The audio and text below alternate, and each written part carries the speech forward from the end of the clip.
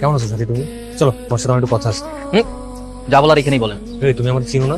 সাথী চলো। আমি আপনার সাথে কোথায় যাব? আমি তোমাকে ভালোবাসি, আমি তোমার বিয়ে করবো। এই 3 বছর ধরে ভালোবাসা কোথায় ছিল? নাজিয়া হত্যা মামলায় তো নিজেকে বিদেশে লুকিয়ে রেখেছে। ভাই আমি নাজিয়ার হত্যা করিনি। তবে বিদেশে পালিয়ে গেলেন কেন? আর আপনি হত্যা করেছেন কি করেননি সেটা তো দেখবে আইন আদালত। আদালত তো দেখতেছে আমি নির্দোষ। আপনি নির্দোষ হলে দোষীটাকে এই যে শান্ত, শান্ত না হতো কেস ফাইলে আছে।